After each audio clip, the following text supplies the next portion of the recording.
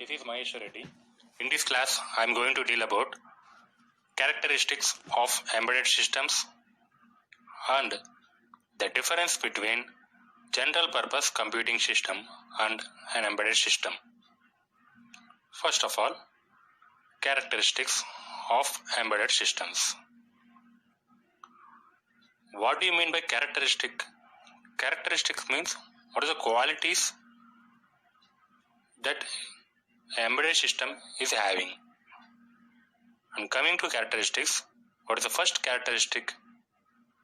The first one is an embedded system should be application and domain specific. And the second one is reliability. Third one, it should be reactive. And it should have a real-time performance. It should consume low power, that is low power consumption. Next, it should operate in harsh environments. These are the 6 characteristics of embedded systems. First, what is the first one? The first characteristic is application and domain specific. See, we know that embedded systems do a very specific task. They can't be used for any other purpose. For example, ATM machines are used for withdrawing money. Washing machine is used for washing clothes. Printer is used for printing purpose only. This is called as a specific task.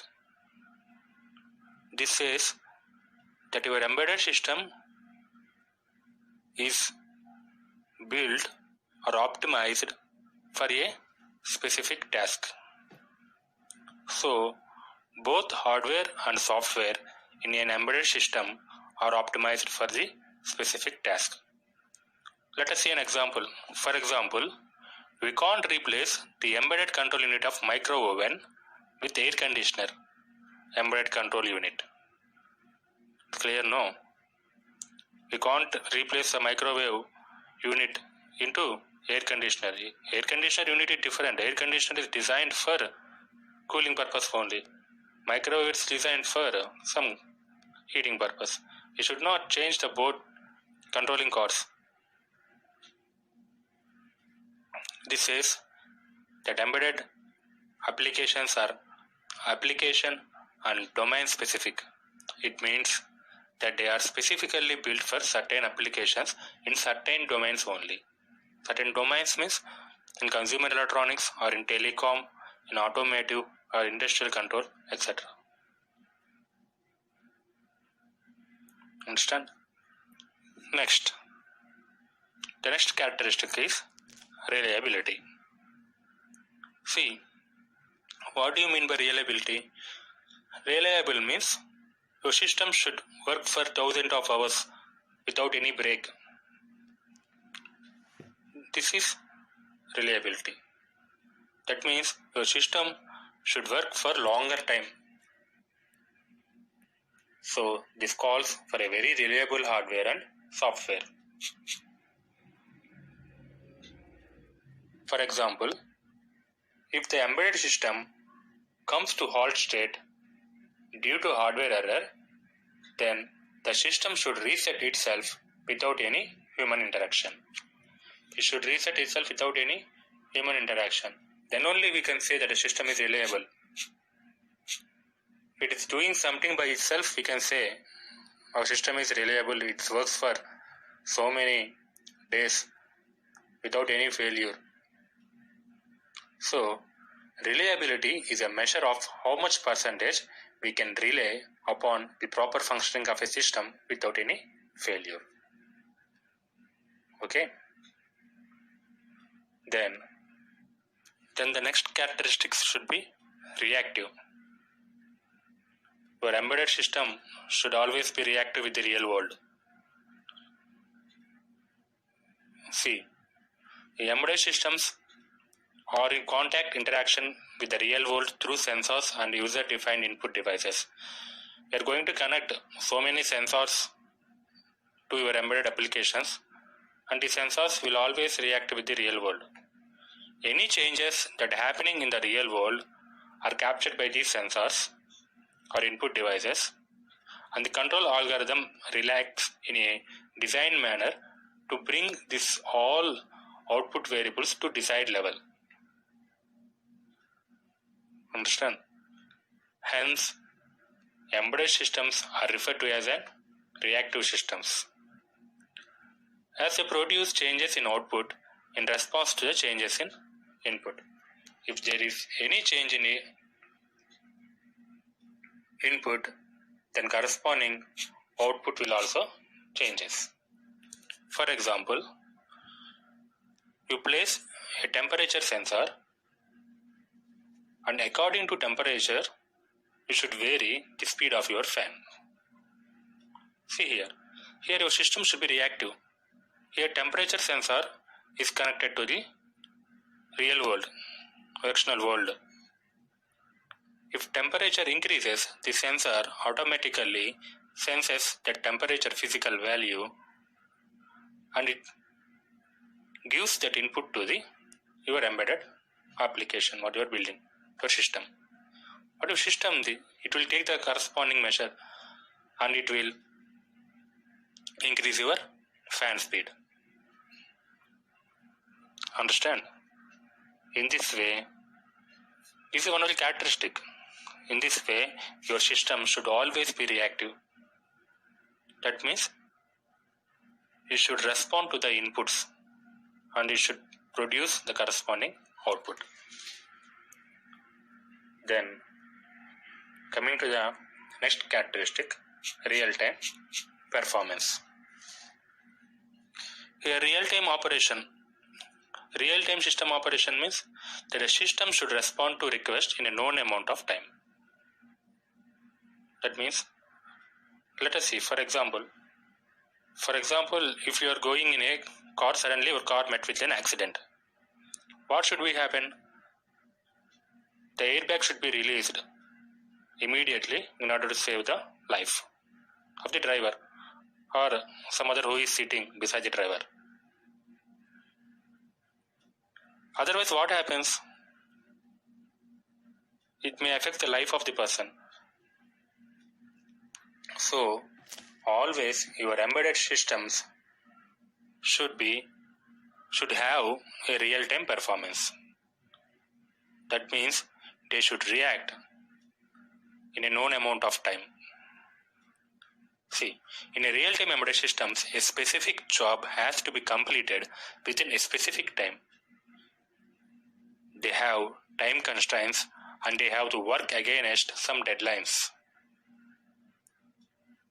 Some of the examples of real-time systems are missiles, flight control systems, or nuclear plants, safety system, etc. These are all the real-time systems. Next, low power consumption.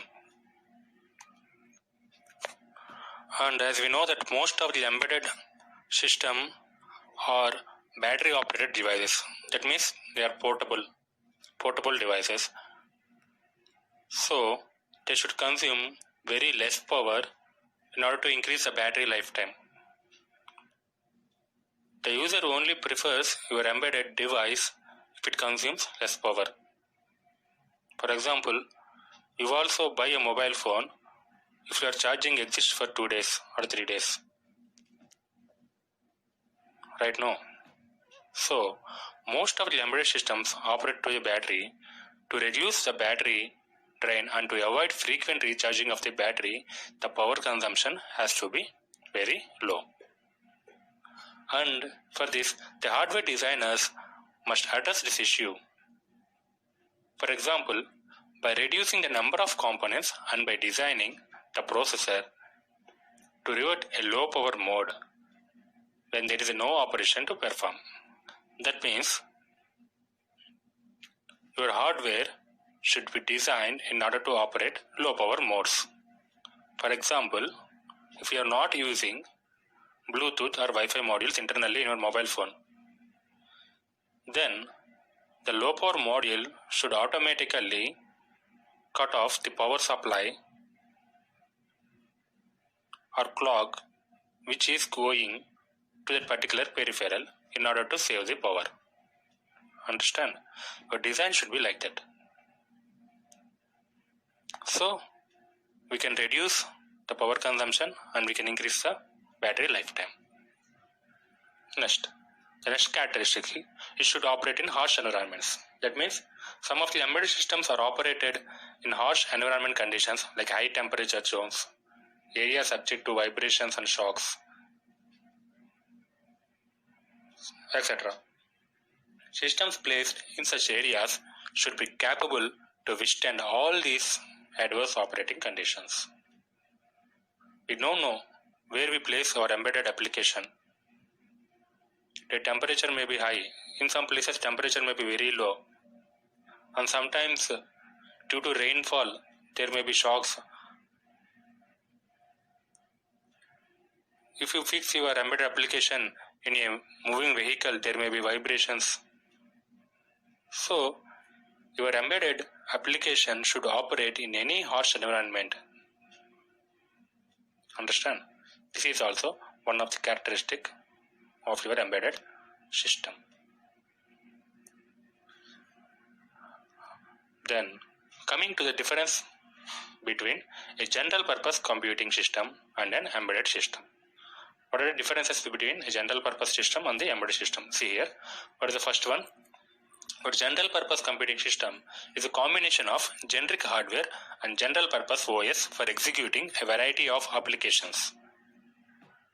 See, your personal computers and laptops come under this category. What category? General purpose computing system. And your printers, mobile phones, and washing machines, ATM machines, these are all come under embedded systems. And coming to general purpose computing system, the hardware and general purpose OS for executing a variety of applications. And it contains general purpose operating system. We are using Windows 10, Windows 8. These are all the general purpose OS you are using. And you are also using generic hardware and common hardware to everyone. But coming to embedded system, it is a combination of special purpose hardware and software for executing specific set of applications. That means ATM machine hardware is different, the printer hardware is different, and microwave hardware is different. Understand? Depending upon the application, your hardware and software is fixed. And your embedded system may contain an operating system or it may not contain an operating system, it depending upon your application. Understand? Then coming to general purpose computing system, your applications are alterable by the user.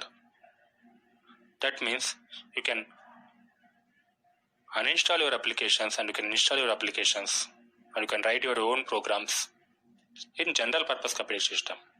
But you should not do like that in the embedded system. Here applications are non-alterable by the user. The user should not alter the applications in the case of embedded systems.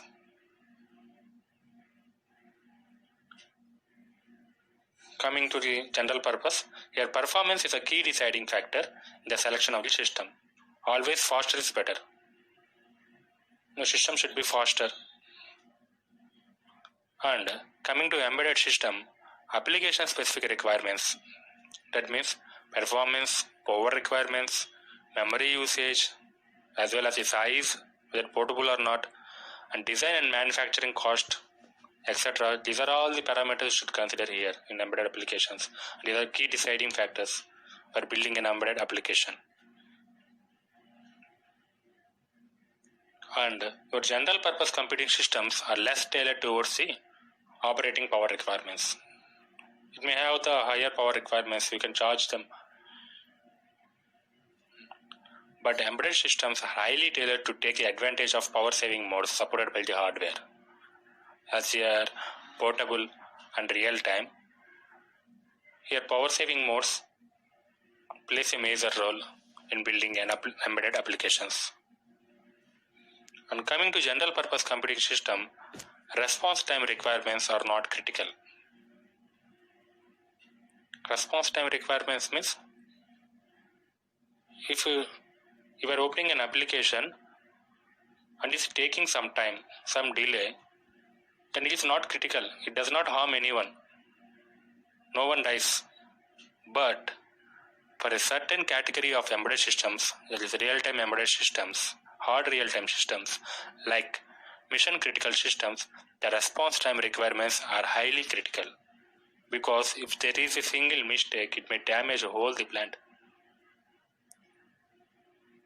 Or it may damage the lives of the people. So here, the response time requirements are highly critical when you're coming to the embedded systems. And coming to general purpose computing system, the last difference, it need not be deterministic in execution behavior, but your embedded system execution behavior is deterministic for certain types of embedded systems like hard real-time system, as I said earlier. For example, as I discussed earlier, you are traveling in a car and suddenly met with an accident. It is a hard real-time system.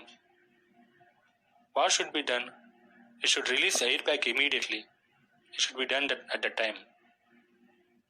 So execution behavior is deterministic for certain types of embedded systems, such as hard real-time systems. Thank you.